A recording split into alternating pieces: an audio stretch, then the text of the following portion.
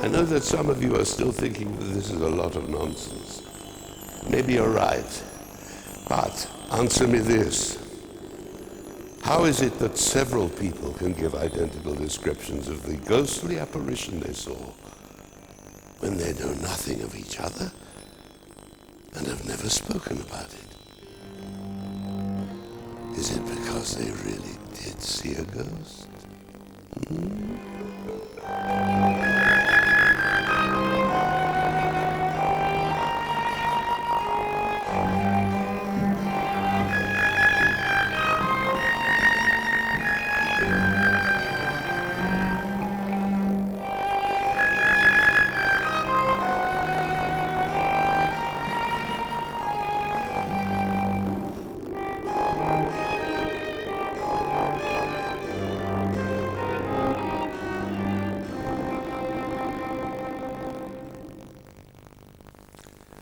In the two tales we've got for you this time, there's the ghostly goings-on at an isolated pub on the marshes between Norwich and Lowestoft, and the story of a French restaurant with what seems like the ghost of a rat catcher. We've taken Lizzie Faulkner, our psychic medium, to both these places to investigate. And of course, we've told her absolutely nothing. Everything she reveals comes from her spontaneous psychic sense. To begin with, Lizzie visits that pub on the Lowestoft Road at Toffmonks. It's a popular place with locals, and it seems a regular haunt for one of them in particular. The landlords are Jan and Giles Mortimer. The reason I wanted to bring you down to this end is that as I walked in, I felt a very strong female presence at this end of the room. I also get a feeling that you would get cold spots around here too. Oh, well, definitely that. It's a very, very cold area, that one. Yeah. Okay. Yeah. For me as a medium, I'm seeing them, and I'm seeing a male and a female around this area. The female is very strong for me. She seems to stand up, whereas the male seems to sit down. And I'm drawn to the male being around the fireplace. Tell me what you've experienced in this area. Well, it was mainly on a particular night when I'd come down after the bar was closed, and I heard the sound of dice rolling on the bar. So I didn't come into the bar, but I went upstairs and told Giles what I'd heard, and he said that it was probably just the ice maker. And I said, well, it can't be, because I was standing next to the ice maker, and the sound I heard was in the bar. And when we came down and unlocked in the morning, the dice were here. The laid dice out box usually on the bar. lives up there, and if it falls off that shelf, by natural gravity, it arrives in the bin. Mm-hmm. It does not arrive like No, this. it was sitting upright with the dice. Like, just like that? Just like that. That's what I came down to in the morning. I knew the place was completely and utterly locked up. I think it's important to note is that it's either going to be Jan or myself that locks this place up at night. Yes, and you normally. always check everything Yeah, before of you course. go up, and then you lock up, and it's locked tight. Yeah, good. No one can come in and out. Oh, we've got somebody standing there now. Really? Female energy here, Good particularly grief. over in that door over there. I certainly think she was the wife of the landlord. Oh, yeah. The name Mary keeps coming up for me here.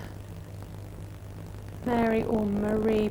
Who I think it is, could be, we do have records of a Marie who was a licensee here at one point in time. I think it's goodly way back. But she's lost a soul dear to her.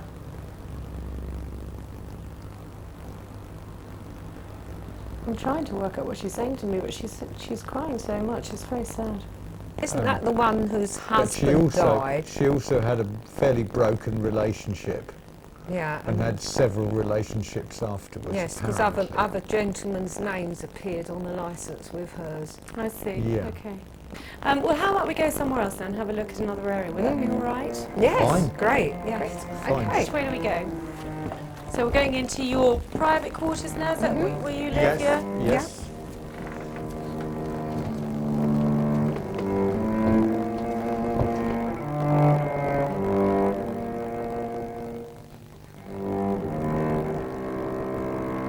That's it. Bed. Do you want- Yeah. Part of the original house as well. Okay. This is the birth and death room. Oh, ooh. This would have been certainly where this woman was given birth, and somebody certainly died in this room. I get a feeling that anybody staying in this room would pick up actually on a feeling of being watched, or feeling as if someone's actually sitting on the bed with them. God. Yes. Yeah. I'd gone to bed, and I always go to bed a bit before Giles because he's always sitting up watching a bit of late night TV. And I woke up in the night and I was laying on my side away from him, and I could hear his heavy breathing, sort of light snoring really, and I could feel his breath on the back of my neck, and it was making me hot. So I rolled over to give him a push and make him move over a bit, only to find he wasn't there. He was still Downstairs? asleep. He was in the living room asleep on the settee. Oh, he was, so it wasn't him at all. No, so I leapt out of bed and I said, right, that's it, I'm not sleeping in there again. Last week, we had an Irish family staying here. And in the morning, when they were having breakfast, the husband said to me, he said, are you haunted, Mrs.? So I said, well, it's funny you should ask that. Why? He said, because I could see this man all night. He said, standing by the bed, and he kept tweaking my wife's hair. He said, waking her up. And she was getting cross because she thought it was me, and it wasn't. He said, and then he turned to her and he said, you see, I told you.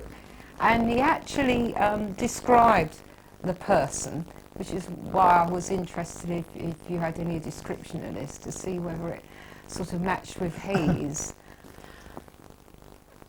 His height is important to me. I see him as being very tall. I see him as having thick, dark hair, but he also wears a hat.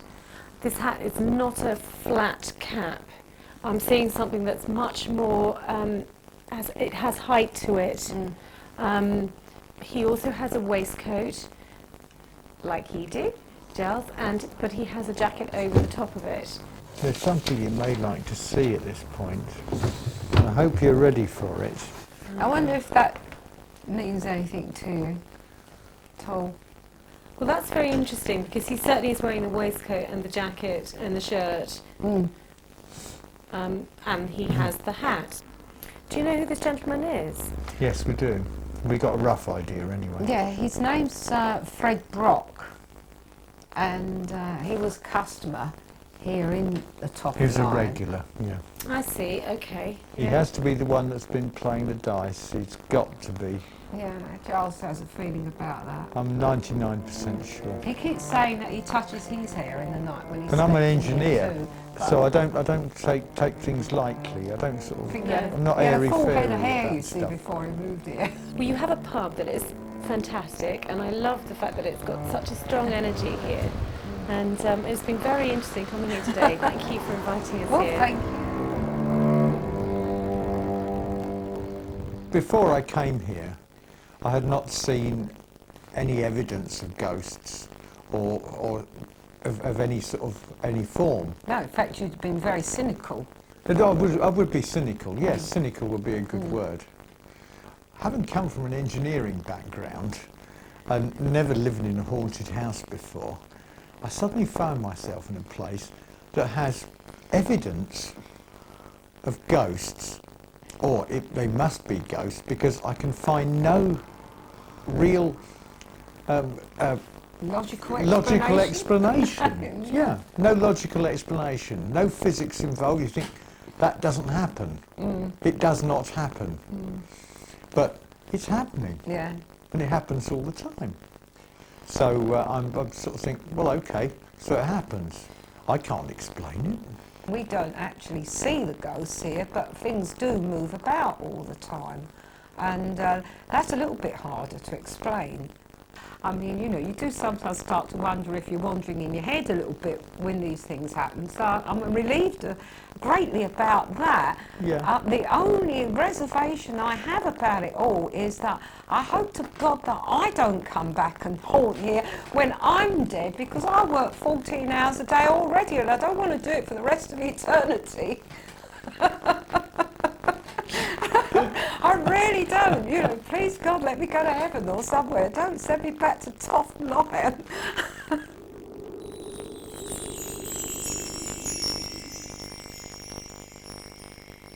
Heavy breathing on the back of your neck in the dead of night. But when you look, there's no one there. So what was it? We'll be back in a moment.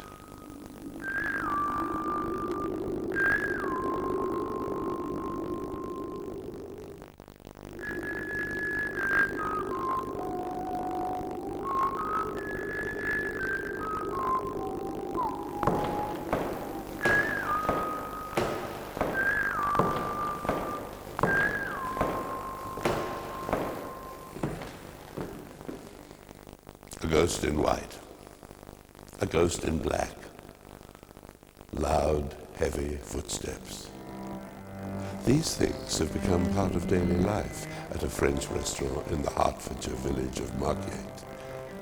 La Vie en Rose stands on Watling Street, the old Roman road which runs across Britain from Kent to North Wales.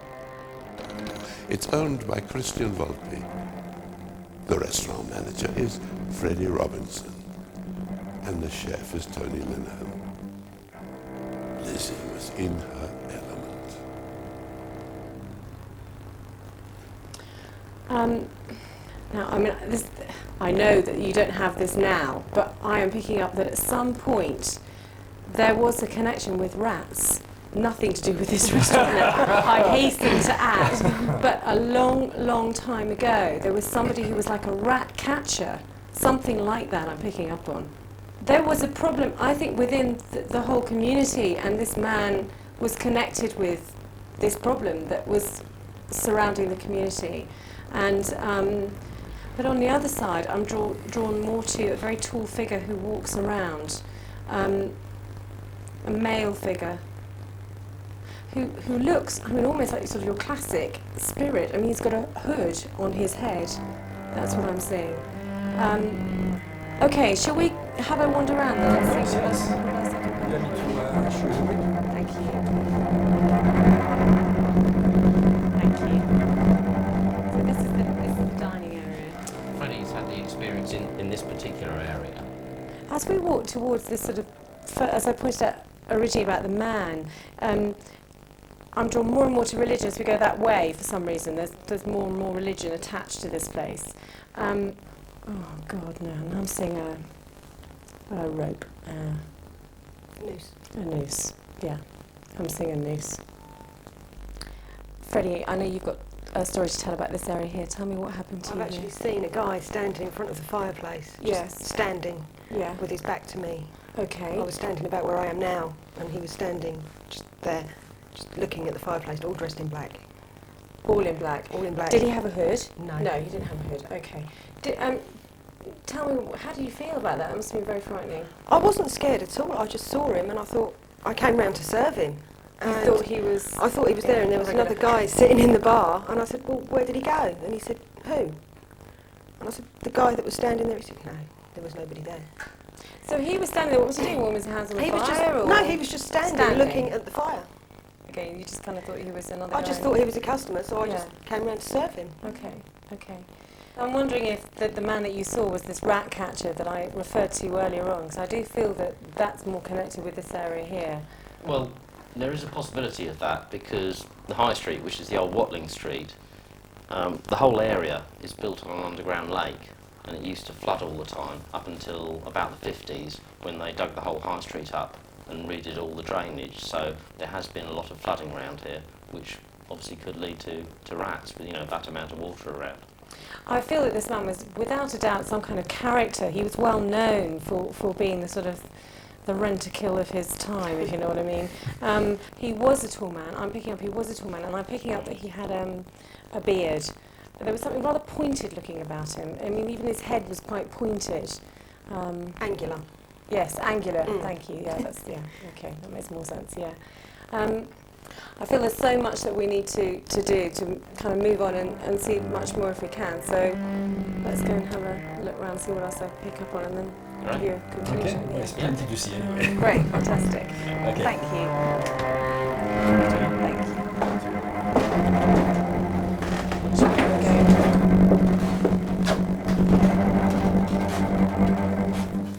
Need to go in here. There's a lot of activity on this bit here.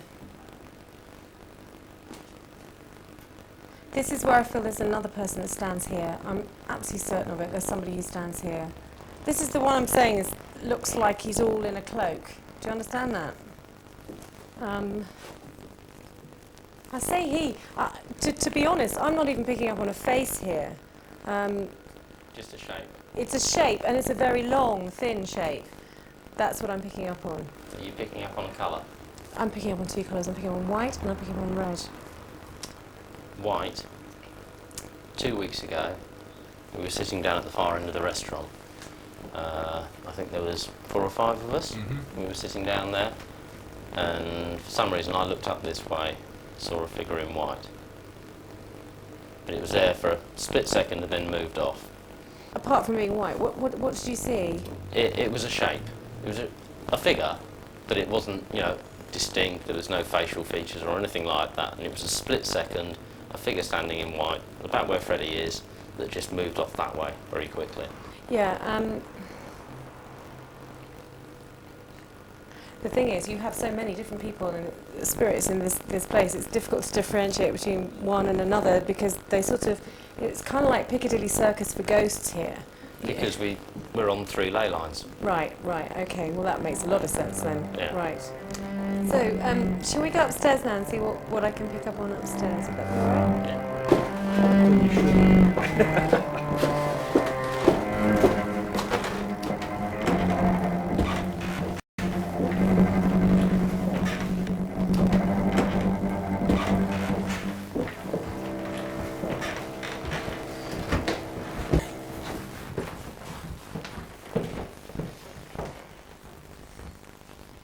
So, Tony, this is your bedroom. This is where I sleep, yeah.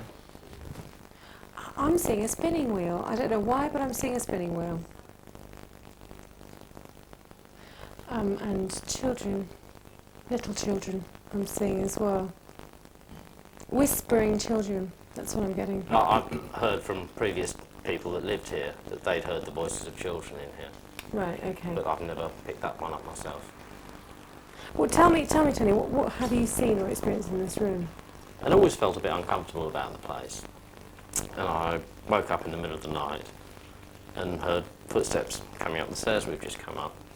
Normal sort of footsteps, but then it sounded like a 28-stone rugby player charging down the corridor into this room. And I did what they say you do. I absolutely froze, couldn't move, couldn't speak. And then it sort of faded away over the next 5-10 minutes. And then a few weeks later, I woke up again and I knew it was going to happen again, and exactly the same thing happened. Only this time, I was able to lay there and just go away, and it never happened again since. And so how long ago was that? This is 9-10 months ago. Right, okay, and it hasn't come back again.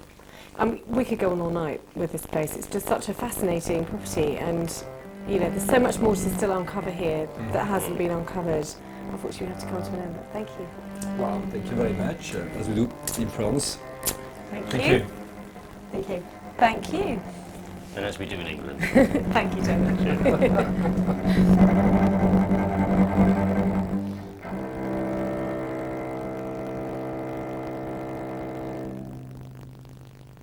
Before I came here, I didn't believe in ghosts or spirits or anything like that. My opinion has now changed, and I have an open mind towards it, because there are numerous things that happen here that I just cannot explain. I'm not frightened about being here, but I don't like being here on my own. If I'm here at the end of the night and I have to lock up on my own, it's a little bit uncomfortable, but I'm not scared by anything that's here. When I had the experience in my bedroom of the steps coming up the stairs and the charging down the corridor, it was purely a situation of I couldn't move, I was frozen, I couldn't speak, I couldn't do anything, and that was the weirdest thing about it, to be totally out of control of myself. As a Frenchman, I'll have to say, if every psychic will be as good looking as that, I would believe in any ghosts. But no, let's get serious. Yes, I have slightly changed my mind in a way of I've heard things today, and some kind of feelings all the way through, which I'm not saying I'm going to believe, but I'm certainly prepared to to listen to it. That's for sure.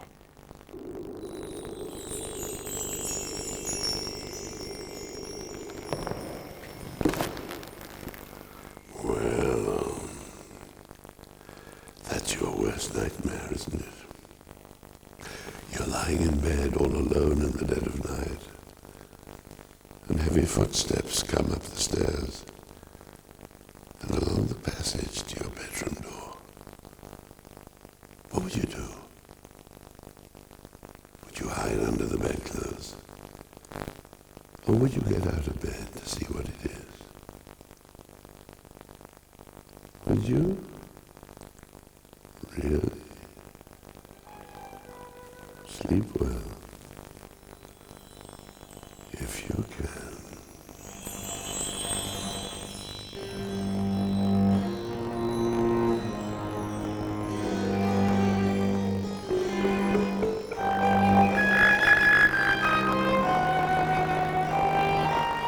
Next time, Joss Ackland returns with ghostly tales from an out-of-season seaside hotel in Norfolk, and a Suffolk pub where some of the customers seem never to go home. If you have a ghostly tale of your own, why not tell us about it? Call us on 01603 752 358. Standard call rates apply.